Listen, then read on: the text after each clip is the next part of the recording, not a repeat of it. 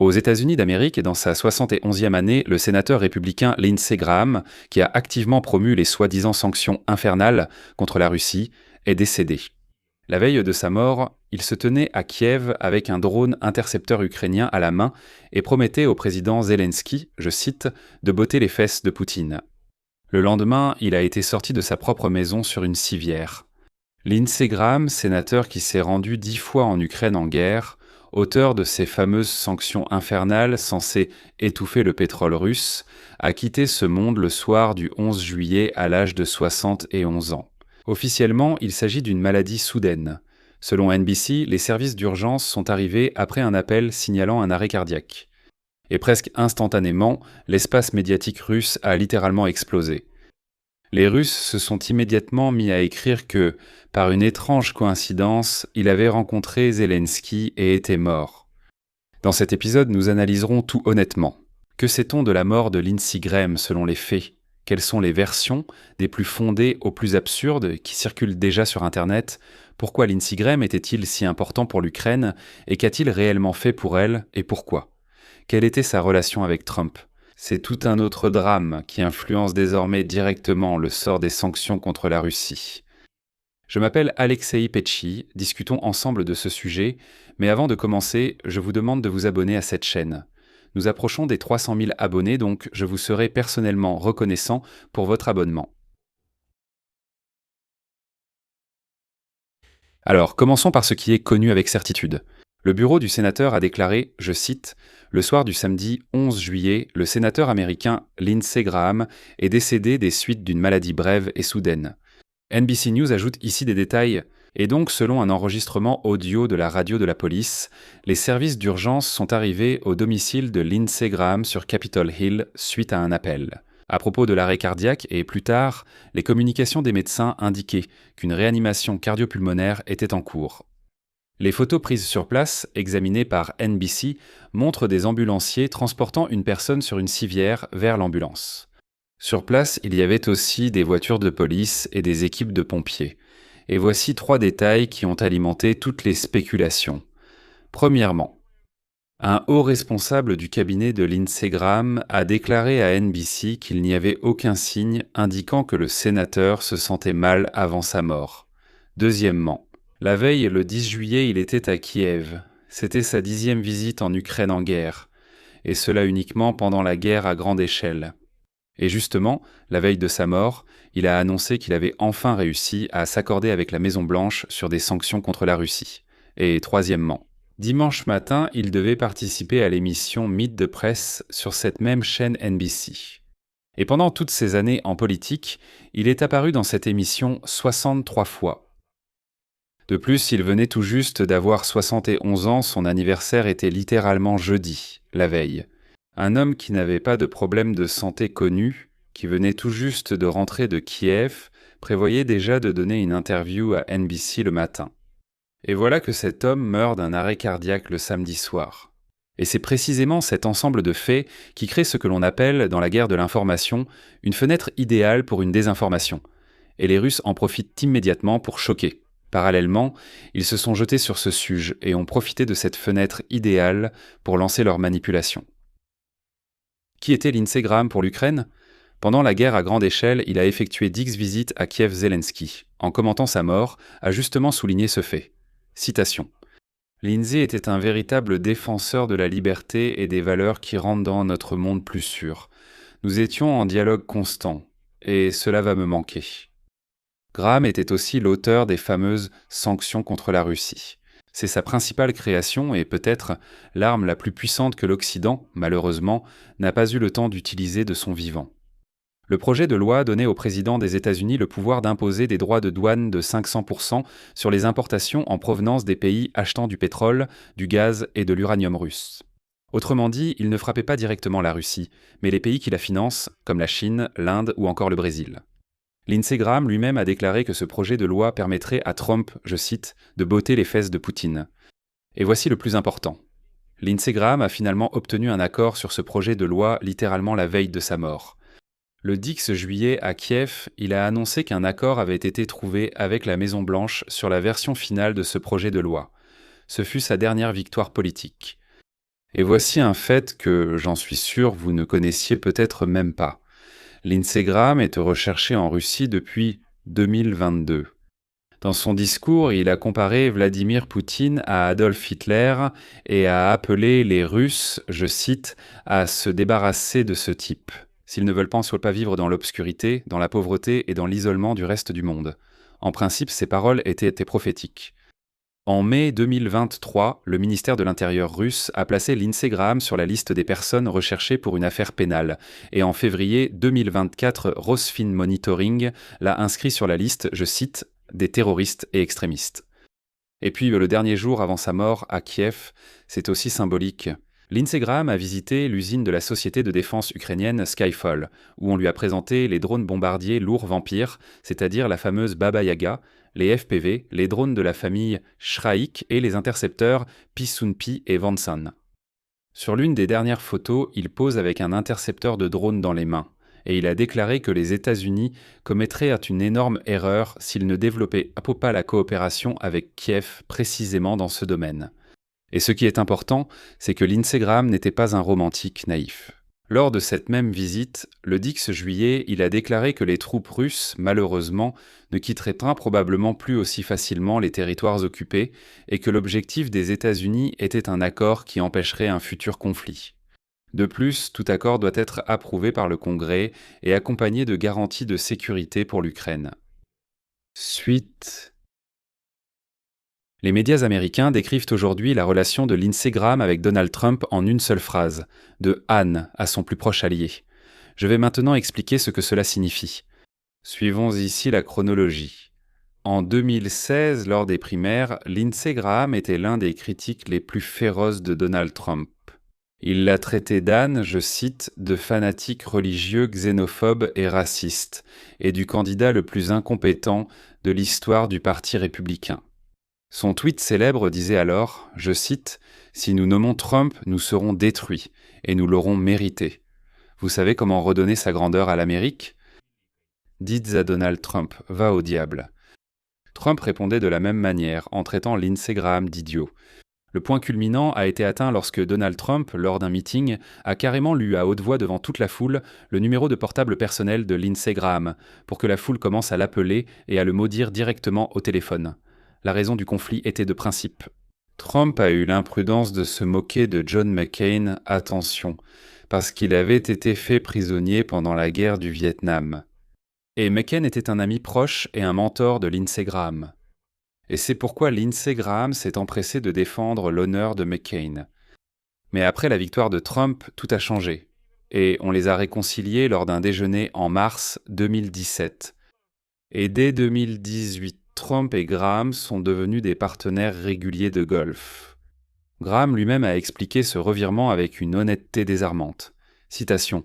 « Je l'ai traité de xénophobe, de raciste, de fanatique religieux, et je n'avais tout simplement plus d'adjectifs. Eh bien, le peuple américain s'est exprimé et a rejeté mon analyse. » Il est devenu l'un des plus proches confidents de Donald Trump, un conseiller clé en politique étrangère, notamment sur l'Iran et la Russie. Il l'a défendu lors des 2 procédures de destitution et a fait passer ses nominations judiciaires. Mais ensuite, il y a eu un nouveau revirement, encore un. Après l'assaut du Capitole le 6 janvier 2021, Lindsey Graham s'est publiquement distancé, déclarant que la ligne avait été complètement franchie. Mais la rupture s'est à nouveau révélée temporaire, et au retour de Trump à la Maison-Blanche, il était de nouveau l'un des alliés les plus proches de l'administration. Et ici, il y a une nuance clé très importante pour l'Ukraine. Malgré toute sa loyauté envers Donald Trump, Lindsey Graham restait un interventionniste et était souvent en désaccord avec l'aile isolationniste des Trumpistes, c'est-à-dire les isolationnistes du Parti républicain. C'est lui qui faisait le pont entre Trump et l'idée de soutenir l'Ukraine. Il savait présenter l'aide à Kiev dans un langage compréhensible pour Trump. Vous savez, il avait une expression. Comme quoi ce n'est pas de la charité, c'est un deal fort, un accord qui apportera la grandeur à Trump et à l'Amérique, et ainsi de suite. Voici ce que Trump écrit aujourd'hui. Le sénateur Lindsey Graham, l'un des plus grands hommes et sénateurs que j'ai connus, est décédé. Il a toujours travaillé et a été un véritable patriote américain. Et c'est ici que nous arrivons au moment le plus intéressant de cette émission. Comment la propagande russe a traité le sujet de la mort de Lindsey Graham? Il est essentiel de comprendre la mécanique, car elle est plus subtile qu'on ne le pense. Bien sûr, il n'y a pas eu d'accusation directe de meurtre. Aucun grand média russe n'a écrit que, par exemple, l'Ukraine était peu responsable, que l'Ukraine, je ne sais pas, avait empoisonné Lindsey Graham, que la CIA l'avait éliminé, etc. Non, il n'y a pas eu de tel titre. Tout est plus subtil. Les Russes lancent toujours des sous-entendus auxquels certaines personnes réagissent et se font déjà leur propre idée de la situation. La propagande russe construit ce qu'on appelle un lien associatif dans la tête des gens. Regardez les titres. Je vais vous donner quelques exemples de titres. Il a rencontré Zelensky et il est mort. L'Occident sous le choc de la mort soudaine de Graham. Titre suivant. Après une visite à Kiev, un sénateur américain reconnu comme terroriste et extrémiste est soudainement décédé. Ou encore celui-ci. Il vient juste de rentrer de Kiev et il est à mort. La mort de Graham a provoqué une agitation en Occident. Comme vous pouvez le voir, aucun des titres n'affirme l'implication de Kiev. Mais les trois titres construisent ensemble dans l'esprit du lecteur la même chaîne de cause à effet. Il est allé à Kiev, il est revenu et il est mort. Et puis, la technique classique de la propagande consiste à mettre cette insinuation dans la bouche d'un étranger. Genre, regardez, c'est un fonctionnaire occidental qui dit ça. Ce n'est pas nous qui l'avons inventé. Nous, on ne fait que citer un fonctionnaire occidental. Par exemple, RIA Novosti construit tout un article autour d'un seul post sur les réseaux sociaux de l'homme politique d'extrême droite français, Florian Philippot. Pas un Américain cette fois, mais un Français. Il diffusait la théorie selon laquelle Lindsey Graham serait mort après sa visite à Kiev, soi-disant pas par hasard. C'est une légitimation classique du complotisme à travers ce qu'ils appellent une source occidentale indépendante. En même temps, Philippot rappelle aussitôt que le sénateur américain était en fait un farouche russophobe. Il est donc étrange de penser qu'il était gênant pour Kiev, mais cette partie du poste, les Russes l'ont tout simplement ignorée et ne la mentionnent pas. Ou encore un autre exemple. Le correspondant de guerre russe Alexandre Kotz a qualifié la dernière photo de Lindsey Graham d'ironie cruelle. Citation. La dernière photo du russophobe patenté avec un drone ukrainien à la main dans une usine à Kiev. Et le plus amusant, c'est que pratiquement toutes les publications russes mettent une petite étoile à côté du nom de famille de Lindsey Graham. Et ensuite, ils ajoutent une note indiquant qu'il est inscrit au registre des terroristes et extrémistes de la Fédération de Russie. Eh bien, désolé, mais c'est en fait de la déshumanisation. Même dans la nécrologie posthume, ils informent le lecteur que ce n'est pas une personne qui est morte, c'est un terroriste qui est mort. Un extrémiste reconnu comme tel uniquement par la Russie crasseuse. Voici le résultat de ce mécanisme. Les faits ne sont pas directement déformés par la propagande, c'est-à-dire qu'ils prennent la mort, la visite, la date, tout cela est vrai. Mais ces faits sont sélectionnés et assemblés de manière à ce que le lecteur imagine lui-même un meurtre, une liquidation, un empoisonnement, et ainsi de suite. Cela permet à la propagande de conserver une immunité de façade, comme s'il disait « Écoutez, nous n'avons rien affirmé, nous avons simplement rapporté les faits ». C'est déjà les gens qui se sont imaginés quelque chose. Et que disent les faits contre la théorie du complot? Puisque nous avons décidé de présenter le tableau complet, soyons honnêtes et donnons les arguments que les conspirationnistes ignorent tout de même.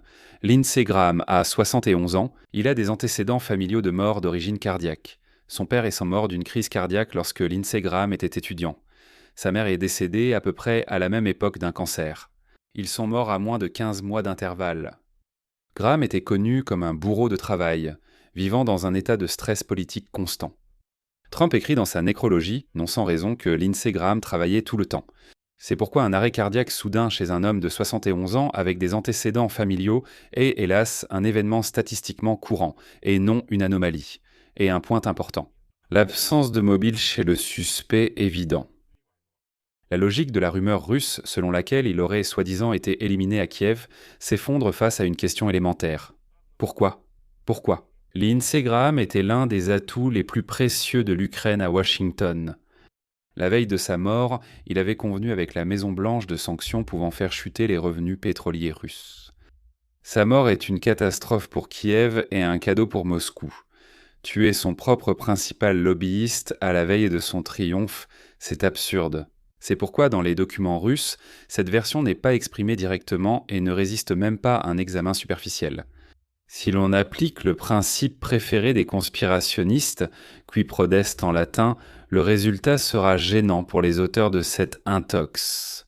Le principal bénéficiaire de la mort de Lindsey Graham, c'est celui contre qui il a toujours œuvré, et il a œuvré contre la Russie. Qu'adviendra-t-il maintenant de ces soi-disant sanctions infernales de Lindsey Graham contre la Russie ? La bonne nouvelle, c'est que le mécanisme est déjà lancé et ne dépend pas d'une seule personne. Un accord avec la Maison-Blanche a été trouvé, selon Graham. Le document compte plus de 80 co-auteurs au Sénat. C'est suffisant même pour surmonter un veto présidentiel. Le membre du Congrès, Michael McCaul, a raconté qu'il avait discuté avec Graham du nouveau projet de loi sur les sanctions, littéralement la veille, samedi, avant la mort de Graham. Voilà. Et, en conséquence, il prévoyait de présenter cette initiative dans les tout prochains jours. Mauvaise nouvelle, Graham n'était pas simplement co-auteur, il était le moteur, il était le principal instigateur. C'est lui qui lançait cette initiative. C'était lui qui savait parler à Trump dans son propre langage et qui réussissait à imposer la question ukrainienne malgré la résistance des isolationnistes au sein même du Parti républicain. Comme l'a dit le secrétaire général de l'OTAN, Mark Rutte, je cite, « Il était un puissant défenseur de l'Amérique. Il croyait fermement en l'OTAN. Dans l'alliance de l'OTAN et travaillant activement à mettre fin à la guerre menée par la Russie contre l'Ukraine. Remplacer une telle personne au Sénat sera malheureusement très difficile, et c'est peut-être la principale perte pour Kiev à l'heure actuelle. En résumé, malheureusement, un homme est décédé, un homme qui était venu 10 fois à Kiev sous les missiles sans en avoir peur. Il appelait le dictateur chauve Vladimir Poutine l'Adolf Hitler de notre époque. Il a inventé des sanctions capables de faire s'effondrer les revenus pétroliers russes. Et il était mort exactement au moment où il avait obtenu l'accord de la Maison-Blanche sur ces sanctions. Et il faut reconnaître que c'est vraiment une grande perte pour l'Ukraine. Je vais m'arrêter ici. Donnez votre avis, écrivez vos conclusions dans les commentaires sous cette vidéo. Abonnez-vous à la chaîne, activez la cloche et n'oubliez pas de mettre un like. Si vous souhaitez soutenir le travail de cette chaîne YouTube, vous pouvez le faire en faisant un don via les liens et les coordonnées dans la description de cette vidéo. C'est tout pour aujourd'hui. Prenez soin de vous. Au revoir à tous.